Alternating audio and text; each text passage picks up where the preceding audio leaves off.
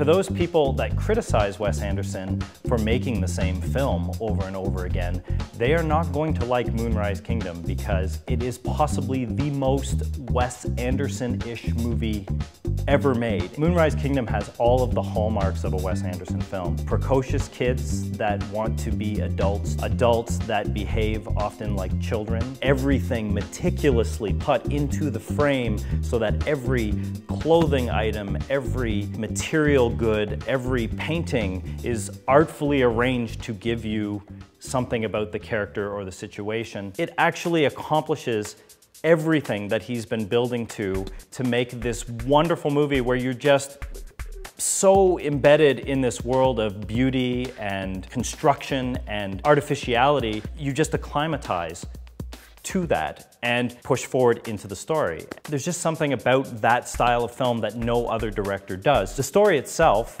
involves two young children, Susie and Sam, who both run away from their families on a small New England island. They get all of their families, his Boy Scout troop, and everyone that lives on this tiny island looking for them while they go off and have their crazy love affair in the wilderness. There is possibly the best visual metaphor for losing one's virginity in this movie. It's such a knockout, home run image that I've never seen in any other film. The rest of the world is kind of this broken mess of things. None of the adults are particularly happy. It makes you wonder why Susie and Sam want to grow up so quick, considering everyone around them is kind of dysfunctional. You have Bruce Willis playing a sad sack policeman, Bill Murray, mega deadpan, as Susie's father. You have Edward Norton in what is the most delightful performance that actor has given in years as this khaki scout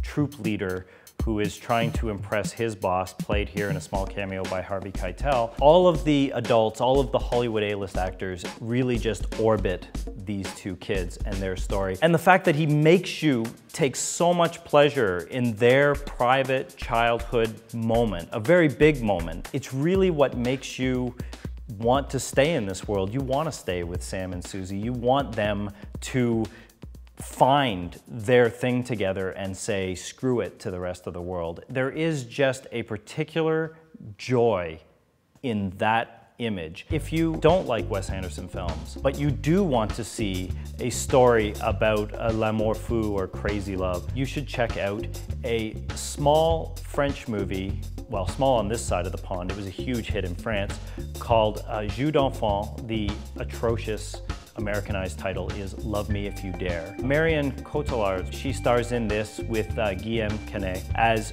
two very precocious little children who cannot find anyone that understands them, so they set up a series of back and forth dares and games. And as they get older and older, they continue to up the ante of these particular dares to the point where they stunt their own intimacy. I mean, Love Me If You Dare plays like When Harry Met Sally meets Fight Club. I'm not saying that it has the meticulous style of Wes Anderson. It's more flashy in the way Jean-Pierre Jeunet or Terry Gilliam movie is at times, but it has that screw the world, this is us, we're gonna do what we want, we're happy.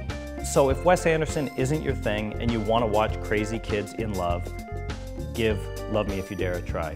If you've never seen a Wes Anderson movie, Moonrise Kingdom is probably the best possible film to start because it doesn't get more Wes Anderson than this. And if you are a fan of Wes Anderson movies and Moonrise Kingdom is playing in your neighborhood, you should probably check it out.